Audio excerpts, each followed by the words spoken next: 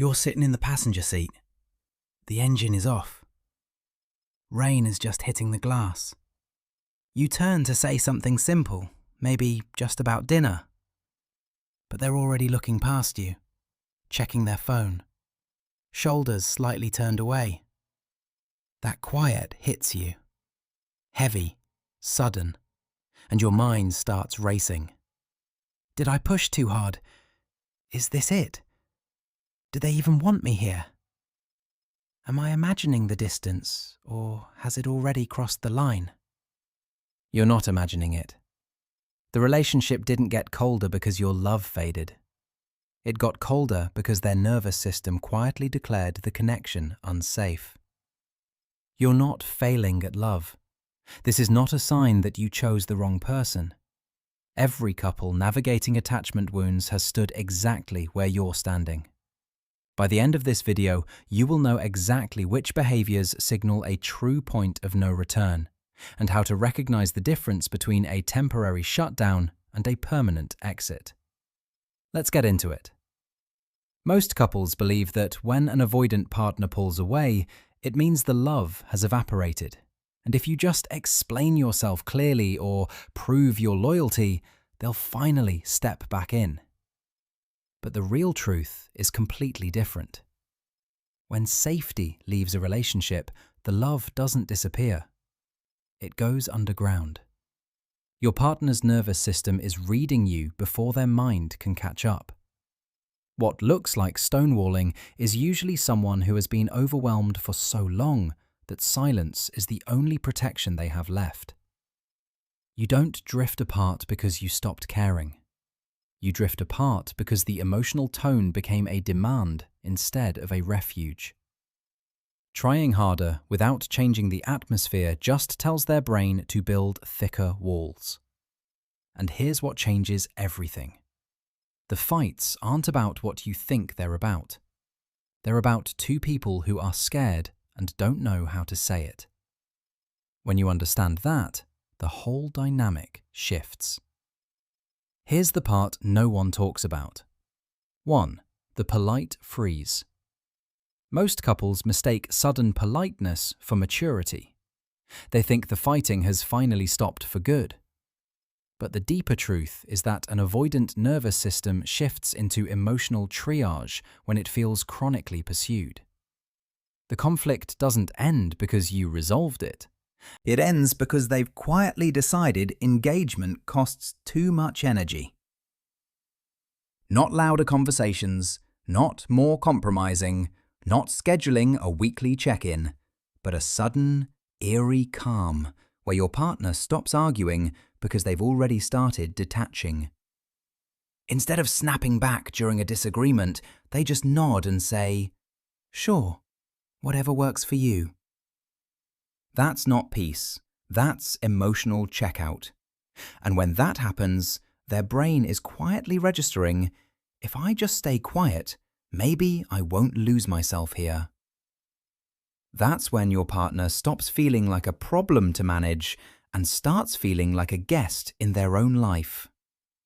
And this is the one most couples never figure out. 2. The future erasure. Most people in relationships notice a slow fade in planning. They brush it off as stress or busy schedules. But beneath the surface, an avoidant partner stops using "we" the moment their autonomy feels suffocated. It's not about forgetfulness. It's about self-preservation. Their nervous system starts treating long-term promises as long-term entrapment. So they shift the language entirely. You suggest booking a summer getaway, and instead of the usual back and forth, they just smile and say, "I don't know what I'll be doing by then. Let's play it by ear." That tiny pivot removes you from their mental horizon, and here's what changes everything. When someone stops imagining you in their future, it's rarely about you. It's about them losing the capacity to stay present. That's the shift that turns a relationship that feels like a negotiation into one that feels like a waiting room. Here's where it gets really interesting. 3. The deactivation ritual. Most couples interpret sudden hyper-independence as personal growth. They assume their partner is finally finding solid footing on their own. But attachment science shows something else entirely. When an avoidant feels emotionally flooded, they don't just take space. They construct an entire routine that deliberately excludes reliance. They handle every problem alone. They stop asking for help. They celebrate wins without sharing them. You notice them navigating a major work crisis or a household emergency with zero mention afterward. When you ask why they didn't say anything, they just shrug and say, "It felt handled." Inside them, something is saying, "If I don't need anyone for anything, I can't be let down again." But here's what nobody explains. Independence isn't the actual goal. Emotional self-containment is. This isn't a communication hack. It's what it looks like when someone has learned to survive without leaning in. That's when you realize distance isn't built in loud arguments. It's built in quiet moments of choosing not to reach out. This is where it gets delicate. 4. The repair refusal. Most people in relationships believe that a sincere apology will eventually reopen the door. They think vulnerability naturally invites closeness.